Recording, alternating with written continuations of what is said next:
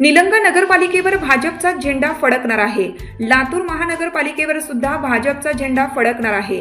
माजी मंत्री आमदार संभाजीराव पाटील निलंगेकर निलंगा नगरपालिका निवडणुकीत लातूरच्या देशमुख यांनी कितीही ताकद लावली तरी या नगरपालिकेवर भारतीय जनता पार्टीचा उमेदवार संजय राज हलगरकर मोठ्या मताधिक्याने विजयी होणार असून निलंगा नगरपालिकेवर भाजपचा झेंडा फडकणार असून भविष्यातील लातूर महानगरपालिकेच्या निवडणुकीत सुद्धा भारतीय जनता पार्टीचा उमेदवार विजयी होईल व लातूर महानगरपालिकेवर भाजपचा झेंडा फडकेल असे प्रतिपादन माजी मंत्री आमदार संभाजीराव पाटील निलंगेकर यांनी केले। दिनांक 27 नोव्हेंबर रोजी निलंगा येथील शिवाजीनगर भागातील देवीच्या मंदिरासमोरील जाहीर सभेत ते बोलत होते। यावेळी माजी आमदार गोविंद केंद्रे, भाजपा अल्पसंख्याक मोर्चा प्रदेशाध्यक्ष इद्रिस मुलतानी, युवा नेते अरविंद पाटील निलंगेकर, पॅनल प्रमुख माजी नगराध्यक्ष बाळासाहेब शिंगाडे, भाजपा उमेदवार संजय राज हलगरकर, इरफान सय्यद, संजय दोरवे, शेषराव ममाळे सह सर्व नगरसेवक पदाचे उमेदवार उपस्थित होते।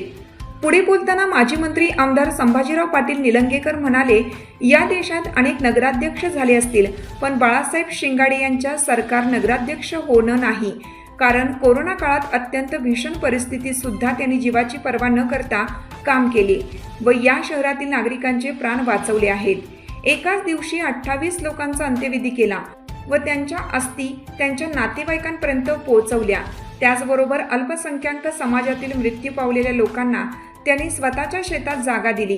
देशात आणि राज्यात भारतीय जनता पार्टीचे सरकार आहे, त्यामुळे निलंगा विधानसभा मतदारसंघात 80,000 लाडक्या बहिणींना पगार चालू केला आहे। आज त्यांना 1500 रुपये मिळतात। 2100 रुपये करण्याचा मानस शासनाचा आहे। तसेच आता लाडक्या बहिणीसाठी लखपती दीदी ही योजना राबवण्यात येणार असून ज्यांच्या नावाने 8 चे उतारे नाहीत त्या लोकांना मार्च 2026 पर्यंत 8 चे उतारे देण्यात येणार आहेत। येथे शहरातील माय माऊलींच्या व मुलाबाळांच्या सुरक्षिततेसाठी येत्या 3 ते 6 महिन्यात संपूर्ण शहर सीसीटीव्ही कॅमेऱ्याच्या खाली येणार आहे। आम्ही या ठिकाणी कधीही जातीवाद केला नाही। हिंदू मंदिरांसोबतच दादा पीर, दर्गा पीर, पाशा दर्गा या देवस्थानला भरघोस निधी दिला आहे। त्याचबरोबर मुस्लिम समाजासाठी 2 शादीखाने तयार केले आहेत। आम्ही सर्व धर्मांना सोबत घेऊन चालतो। काँग्रेसच्या उमेदवाराने येथील स्वामी समर्थ केंद्र हटवलं आहे, ते पुन्हा सुरू करू असे बोलून ते म्हणाले, मुस्लिम समाजातील गोरगरीब जनतेने दिलेल्या पैशात भ्रष्टाचार करून खूप मोठी माया जमवणारा हा काँग्रेसचा उमेदवार असून काँग्रेस उमेदवारांनी शिवसेना उभाटा गटाचा उमेदवार हे दोन्ही गुत्तेदारी करणारे आहेत। माजी नगराध्यक्ष बाळासाहेब शिंगाडे यांनी गुत्तेदारी केली नाही आणि त्यांचाच वारसा सध्याचे उमेदवार संजय हलगरकर चालवतील असा आत्मविश्वास व्यक्त करून ते म्हणाले, निलंग्याचे हे वैभव ताकद कोणाच्या हातात द्यायची ते आपणच ठरवा व भारतीय जनता पार्टीच्या नगराध्यक्षांसह सर्व उमेदवारांना भरघोस मताने विजयी करा अशी विनंती शेवटी केली। काँग्रेसने मुस्लिम समाजात विष पेरण्याचे काम केलं। इद्रिस मुलतानी, या देशात काँग्रेसने मुस्लिम समाजात भाजपबद्दल विष पेरण्याचं काम केलं असून मोदी सत्तेवर आले तर देशात मुस्लिमांचे जगणं कठीण होईल असं सांगितलं, पण गेल्या 12 वर्षात कोणत्या मुस्लिम समाजाला पंतप्रधान नरेंद्र मोदी यांनी देशाबाहेर काढलं आहे असं बोलून ते म्हणाले, भाजपला जातीवादी म्हणतात, त्यांनी हिंदू समाजासोबत मुस्लिम समाजाला शासकीय योजना दिल्या। भारतीय जनता पार्टीचे केंद्रात आणि राज्यात सरकार आहे। या सरकारने कधीच अल्पसंख्याक समाजासोबत भेदभाव केला नाही। हिंदू समाजासोबतच सर्व योजना मुस्लिम समाजाला देखील दिल्या।